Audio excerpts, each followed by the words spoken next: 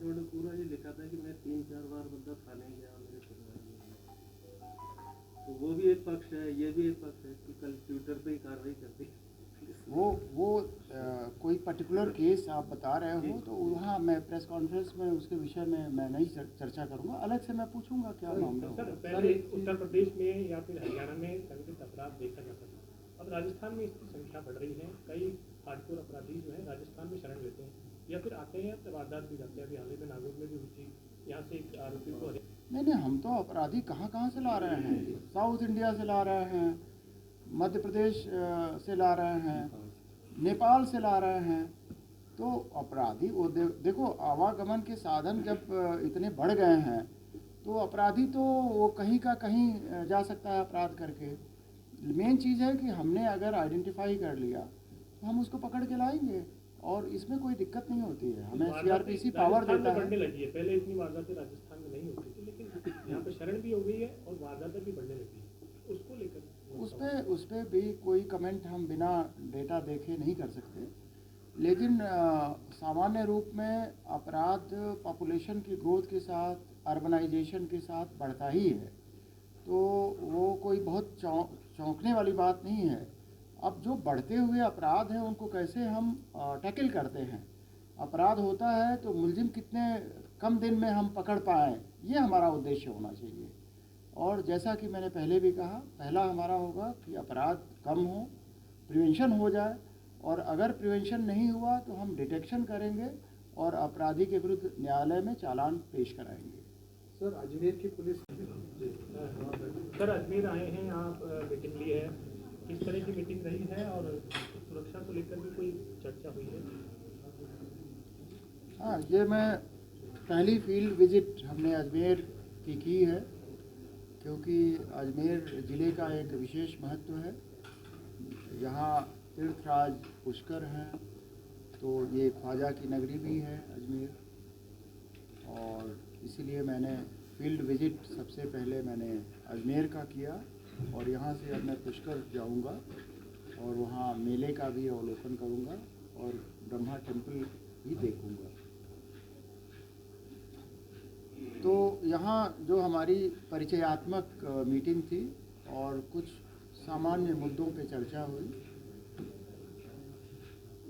उसमें हमने अपराध किस तरह रोका जाए, कम किया जाए और अनुसंधान की क्षमता में किस तरह उन्नयन किया जाए, अभिवृद्धि की जाए, उस पर हमने चर्चा की। इसके साथ ही जो चैलेंजेज हैं, पेशेवर अपराधी जो बढ़े हैं, संगठित अपराध भी किसी न किसी रूप में देखने को मिल रहा है, आर्थिक अपराध भी बढ़े हैं, और साइबर फ्रॉड्स, हालांकि अजमेर का कोई ऐसा बहुत ज़्यादा यहाँ नहीं पाया गया भरतपुर वगैरह के मुकाबले, पर वो भी एक चैलेंज है जो सब जगह देखने को मिल रहा है।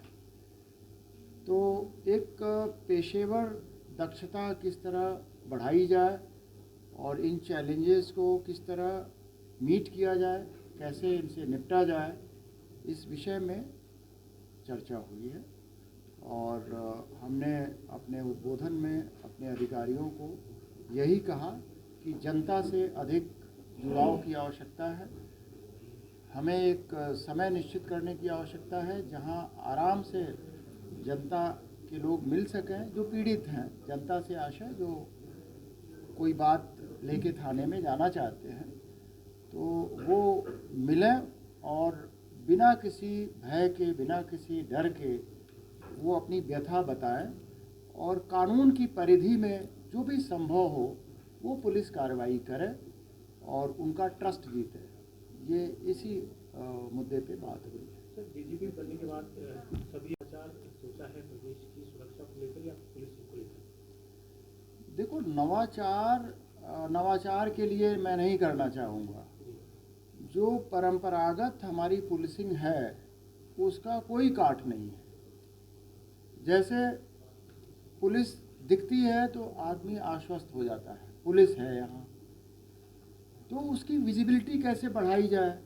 अब इसको आप नवाचार नहीं कह सकते। ये तो ब्रिटिश ज़माने से, मुग़लों के ज़माने से, मौर्यन पीरियड में भी ये होता था। तो ऐसा कुछ भी नहीं है जो पहले नहीं होता था, केवल उसका कुछ तकनीक है जिनका इस्तेमाल बढ़ गया है। कंप्यूटर का इस्तेमाल बढ़ गया है, स्मार्टफोन का इस्तेमाल बढ़ गया है, लेकिन जो उद्देश्य है कि अपराधियों में भय कैसे होगा, तो हमें उनकी पहचान करनी होगी। उनको अगर वो दिमाग में फितूर है तो उसको निकालना होगा। और ये कैसे निकलेगा?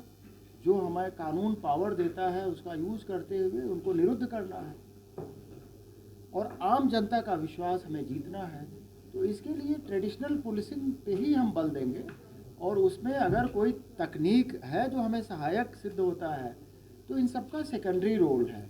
जो परंपरागत पुलिसिंग है पहले उसी को मजबूत करने की आवश्यकता है, ऐसा मैं मानता हूँ। हमेशा तंत्र काफ़ी कमज़ोर हुआ है लगातार इंटेलिजेंस टेक्निक, तो उसको लेकर कोई ठोस कदम उठाने की आवश्यकता है या भर्ती की आवश्यकता है? और फिर कई जगह ऐसे मामले आए हैं और वो देखिए, इंटेलिजेंस तो हमेशा ही इनकम्प्लीट रहता है। इंटेलिजेंस का मतलब ही है जहाँ आपको निश्चयात्मकता नहीं है, तो इंटेलिजेंस कंप्लीट तो होता ही नहीं है बाय डेफिनेशन। तो इसलिए इंटेलिजेंस फेल्योर की बात तो मत करो। इंटेलिजेंस इज ऑलवेज इंडिकेटिव, ठीक है।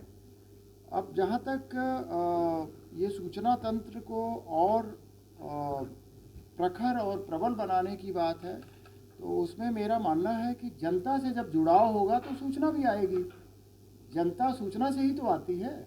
अगर हम जनता से कटे रहेंगे तो हमारे पास सूचना कौन देगा? तो इसलिए बेसिक चीज़ है कि हमारी एक्सेसिबिलिटी हो, हम उपलब्ध रहें। जनता यानी कि विक्टिम या कोई भी जो अपनी बात कहना चाहे वो अपनी बात थाने में आके कह सके।